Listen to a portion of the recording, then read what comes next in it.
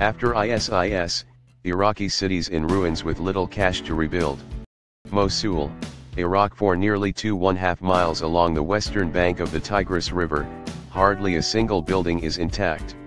The warren of narrow streets of Mosul's old city is a crumpled landscape of broken concrete and metal.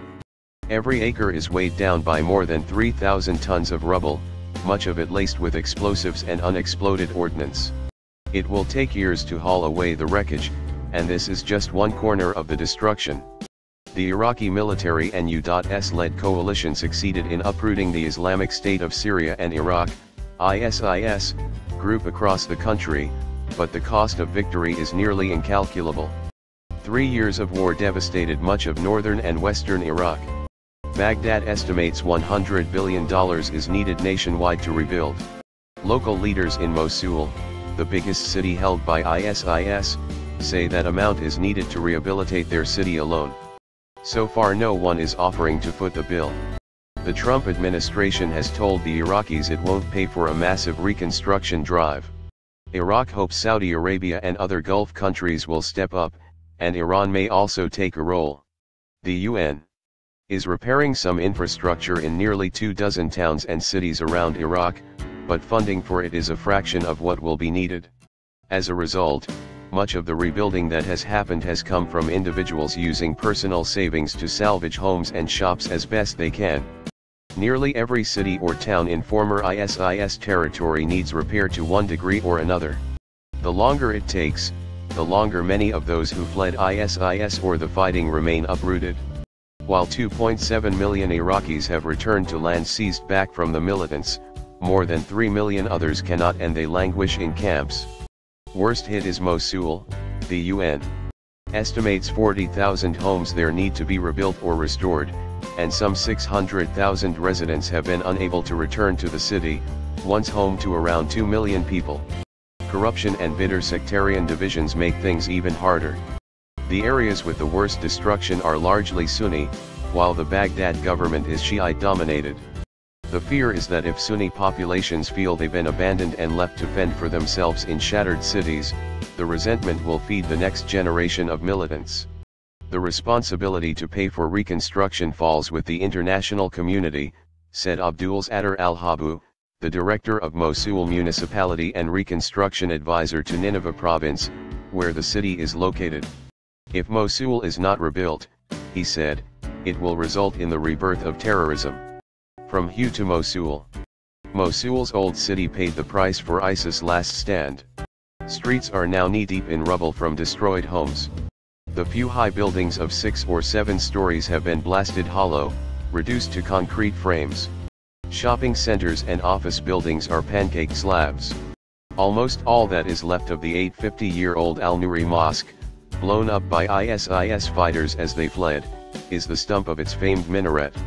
At the southern end of the district, the arcades of stone-arched storefronts in the historic bazaars that once sold spices, cloth, and household goods are charred and gutted. Eaves that once shaded shoppers look like they were hurled into the air to land as mangled metal scattered across the cityscape.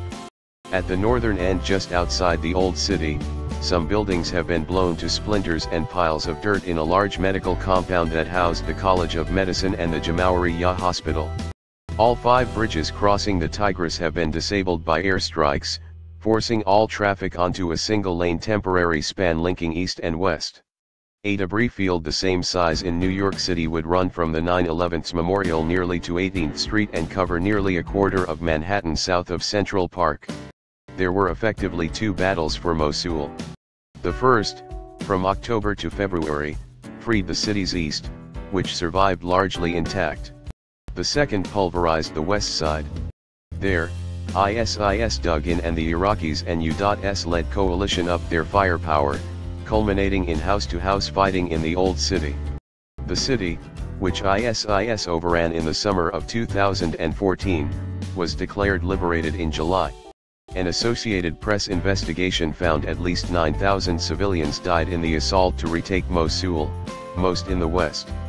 The old city shows the densest destruction, but nearly every neighborhood of western Mosul has blocks of blasted houses, industrial areas, government buildings, and infrastructure.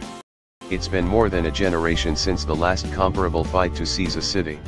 Military experts compare the assaults on Mosul and ISIS-held Raqqa in Syria to the devastating 1968 battle for the Vietnamese city of Hue.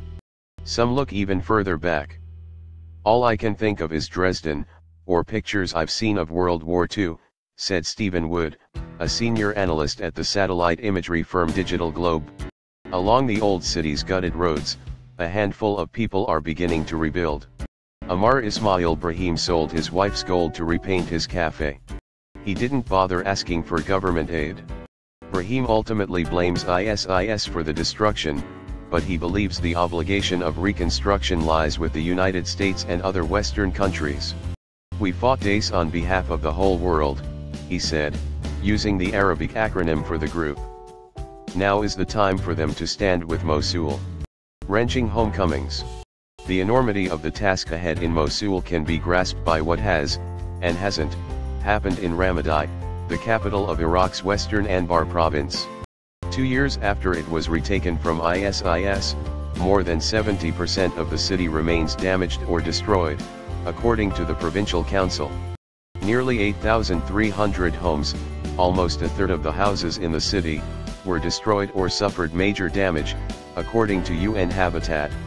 All 5 of Ramadi's bridges over the Euphrates River were damaged, only 3 are currently under repair.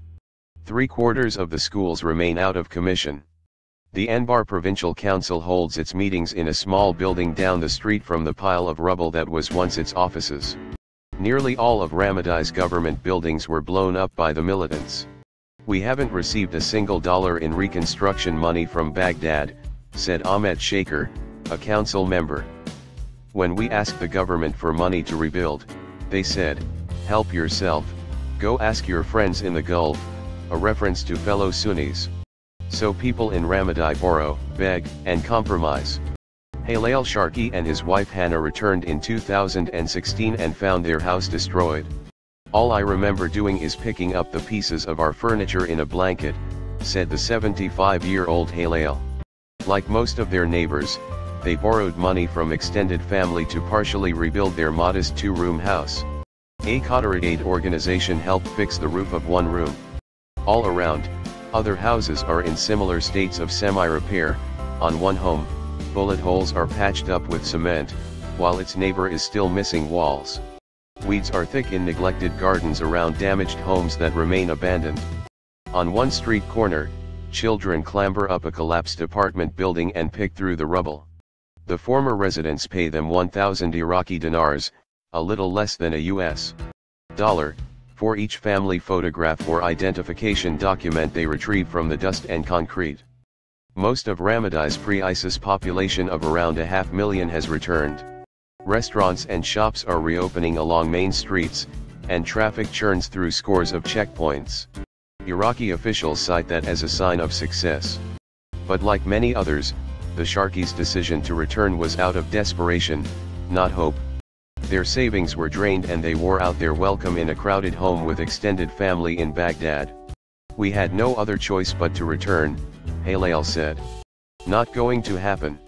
The main engine for rebuilding has been the stabilization program run by the UN Development Agency, known as UNDP, which focuses on rehabilitating infrastructure, including roads, water, and electricity systems and schools, as well as some homes. Its daily project notices are ambitious. To clear debris from Mosul's riverbank neighborhood of Al-Matan, a single contractor must have 3 heavy-duty shovels, 6 mini-dump trucks, 6 tractor-trailers, 2 excavators, and 2 tons of black trash bags. The time frame, 45 days.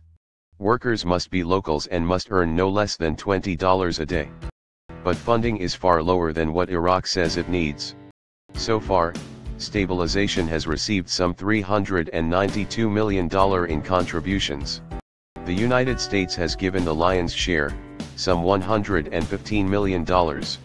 Germany is the second biggest donor at $64 million. The United Arab Emirates and Kuwait are also contributing, but no other Gulf nations are among the list of donors. Overall, Washington has contributed $265 million to reconstruction since 2014, on top of $1.7 billion in humanitarian assistance in Iraq. That is a fraction of the $14.3 billion that the U.S. spent in fighting the Islamic State group in Iraq and Syria. And it's far less than what Iraqis hoped.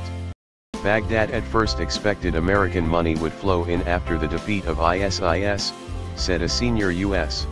official in Washington who regularly meets with Iraqi leadership. But Secretary of State Rex Tillerson has said the United States is no longer in the business of nation building. We just tell them, no, it's not going to happen, the U.S. official said. We have to be upfront with them. The official said many in Washington believe past efforts in Iraq didn't yield adequate returns and there is little appetite for large international reconstruction projects. After the 2003 toppling of Saddam Hussein, the U.S. pumped $60 billion over 9 years into Iraqi reconstruction. Critics say the money did little to prevent political disarray and the rise of militants in Iraq. About $8 billion of it was wasted through corruption and mismanagement, according to the U.S. Special Inspector General for Iraq Reconstruction. Douglas Silliman, the U.S. ambassador to Iraq, blamed the destruction of Iraqi cities squarely on ISIS fighters. Had they not been here, had they not conducted a completely brutal and inhumane campaign against the Iraqi people, this destruction would not have happened, he said. In mid-July, just as Mosul was declared free of ISIS, German ambassador, then co-chair of the Coalition Working Group on Stabilizing Iraq, warned against the U.S. attitude staying out of reconstruction. In a debate with an American counterpart, he said the U.S. had a lot to answer for in the situation in Iraq.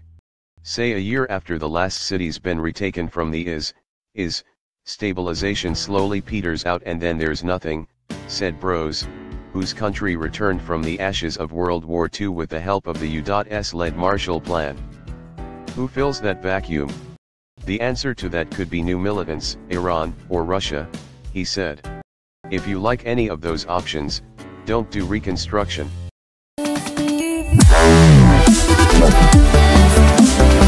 Wow.